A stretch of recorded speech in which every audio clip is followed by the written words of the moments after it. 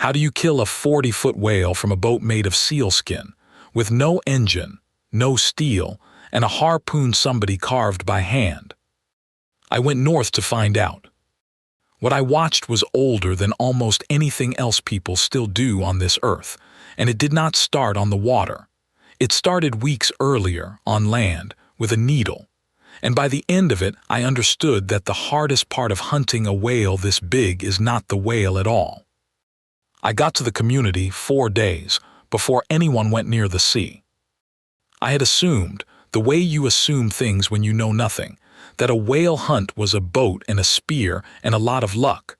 I was wrong before I had even put my bag down. The first thing they showed me was a frame of driftwood lying on the gravel, about 30 feet long, pale and smooth and lashed together at every joint with cord. It looked less like a boat and more like the skeleton of one. Killac, the oldest man in the crew, ran his hand along it the way you would check a horse. Stage 1, the boat. An Umiak is a boat made of skin, not a metaphor.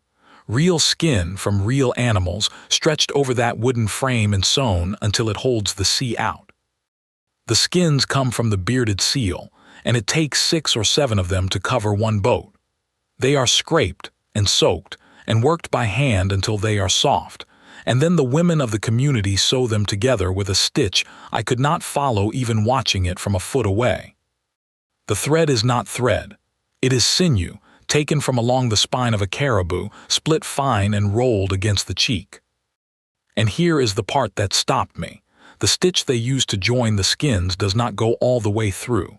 The needle goes into the skin and back out the same side, so no hole ever passes from the water side to the inside of the boat. A seam that is sewn shut against the ocean without a single puncture through it. Nobody wrote that down for them. Nobody could have. It is thousands of years of the sea teaching the same lesson to the same families. I asked Killac how long the boat would last. He said if you look after it, a lifetime. If you are lazy, 1 season. Then he handed me a scraper and pointed at a hide, and did not say anything else, which I understood to mean that the interview was over and the work had begun. I asked him while we worked why they did not simply use an aluminum boat. There were 2 of them pulled up on the gravel not 50 yards away. He thought about it for a while, long enough that I assumed he had not heard me. Then he said that a metal boat bangs. On the water near a whale, metal is loud in a way skin is not, and a bowhead has been listening to that ocean for 200 years and knows every sound in it. The skin boat is silent. The old way is not always the harder way for its own sake, he said. Sometimes the old way is just the way that works. I was, it turned out, very bad at scraping a hide. But I was about to be worse at everything that came next. Stage 2, the search. We went out in the gray before morning, 2 boats, 10 people, and me making 11 and contributing nothing. The whale we were looking for is called Arvik, the bowhead, and I need you to understand the size of the thing we were rowing toward because I did not really until later. A full-grown bowhead runs up to 60 feet and can weigh 100 tons. The one we were after was smaller, a younger animal, closer to 40 feet. 40 feet is still longer than the boat. It is longer than the house I grew up in. You do not see a whale like that the way you would expect. You do not see the animal at all at first. You see its breath. A bowhead surfaces and blows a column of warm, wet air maybe 15 feet into the cold, and it hangs there, and it makes a sound across flat water that you feel more than hear. Killac saw it first. Of course he did. He did not point or shout. He just went still, and then everyone else went still, and I sat there scanning the entire ocean seeing nothing until Kovic put 2 fingers gently on the side of my head and turned it about 10 degrees to the left. And there it was, a slow black island breathing in the half-light. I have been cold before. I had never been that particular kind of quiet before, the quiet of 9 people who have all stopped breathing at once, so an animal will not hear a boat made of skin. The thing about the bowhead is that it is built for this water in a way nothing else is.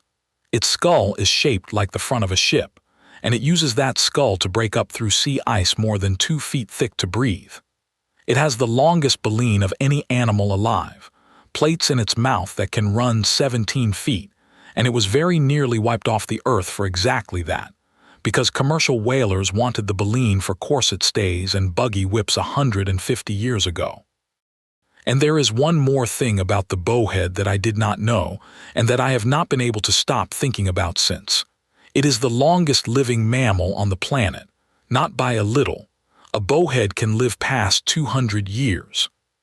In 2007, hunters in Alaska cut into a whale and found, buried deep in its blubber, the head of a harpoon made in a New England factory in the 1880s.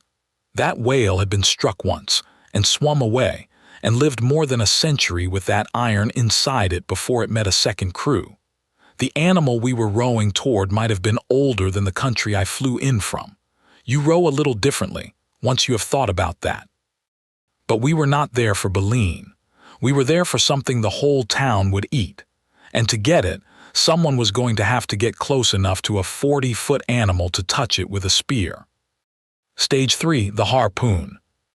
The harpoon is not the whale's death. I want to be clear about that because I had it wrong too. The harpoon does not kill anything. What the harpoon does is connect. The head of it is carved by hand, and it is designed to toggle, to turn sideways under the skin once it is in, so it cannot pull back out. Trailing behind that head is a long line, and tied to the line are the outweighs, the floats, whole seal skins, sewn shut and blown up tight with air, 3 or 4 of them, bright and round and bobbing in the bottom of the boat like something from a child's birthday. They look ridiculous. They are the most important thing in the boat. Kovic was in the bow. He had been the Umiak, the whaling captain, for 19 years, and he had put maybe 11 whales in front of his community in that time, and he stood up in a boat made of skin with a hand harpoon, and waited while 10 people rowed him to within one length of an animal 60 times his weight.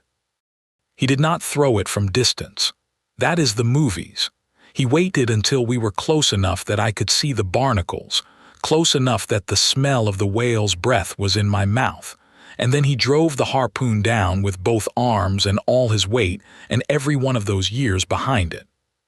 The floats went over the side in a snake of line, and the whale, which had been a slow black island, became the fastest thing I have ever seen in water.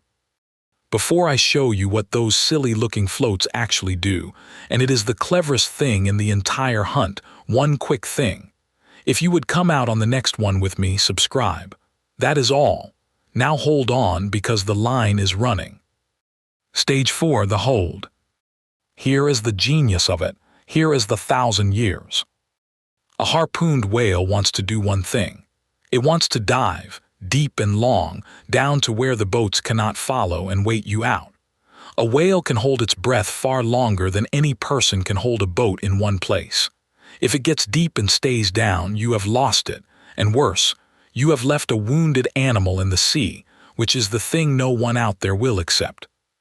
The floats are the answer. Every Maktaaq tied to that line is a sealskin full of air, and air does not want to go underwater. 3 or 4 of them drag behind the whale like anchors made of nothing, and every time the animal tries to dive, they pull it back toward the surface. It cannot get deep. It cannot rest. It tows those floats across the sea, and the whole time they are quietly, patiently, refusing to let it disappear. And the crew does not fight the whale. That was the other thing I expected and got wrong. There is no tug of war, no rope around anyone's waist. The boats simply follow and wait, and let the floats do the work, and stay near enough to place a second harpoon and more floats when they get the chance. I asked Kovic later how long it takes. He said sometimes an hour. Sometimes most of a day. You wait, he said, as long as the whale needs. And when the animal is finally tired, truly tired, near the surface and slow, that is when the hunt is ended, quickly and on purpose with a gun. I'm not going to dress that up for you. The old hunts ended with more harpoons and more waiting, and they could be very long. A crew today carries a rifle so that the last moment is a matter of seconds instead of hours, and every hunter I met considered that not a shortcut but a duty, the kindest version of an old and difficult thing. Then the sea went quiet again, and 10 people sat in 2 skin boats next to 40 feet of stilled whale, and nobody said very much at all. Stage 5, the share. I thought the hard part was over when the whale stopped moving. The hunters laughed at me for that, gently and correctly. A 40-foot whale in the water is a problem the size of a building. It has to be brought to shore, and it does not fit on any boat, so it is towed, slowly, floats still attached, back to a beach where by now half the community is already waiting. And when it lands, the work that I had thought of as the end turns out to be the real beginning. Everyone cuts. Everyone. Old men with knives worn thin from decades of exactly this, teenagers on their first whale, women running the lines of who gets what. The skin and the layer of fat just under it come off first in dark sheets, and that is the Maktaaq, and it is the most prized food there is up there. People eat it right there on the beach, raw, still warm. I did too. It is the thing that kept these communities alive through winters with no vegetables at all, because Maktaaq, impossibly, is full of vitamin C. A whale, it turns out, is also a cure for scurvy. And none of it belongs to the man who threw the harpoon. That is the part I keep turning over. Kovic put 19 years and a hand harpoon into that whale, and Kohvik's family does not get the biggest share. The whale is divided by rules older than money, elders first, then out through the families, and portions are packed off to other communities that had no hunt of their own this year. Arnak, who ran the whole beach, told me a good captain is measured by how little of the whale ends up in his own house. I stood on a beach at the top of the world with whale fat on my hands, useless in every practical way, and a woman I had met 4 days earlier handed me a piece of Maktaaq and told me to eat, because I was there, and because that is simply what you do with a whale. I have never felt more useless or more welcome in my life. Weeks of sowing, 2 boats, 10 people, 1 whale, and a town that will eat because of it, most of whom never saw the water. What I came away with was not the harpoon or the size of the animal, though I will not forget either. It was the boat.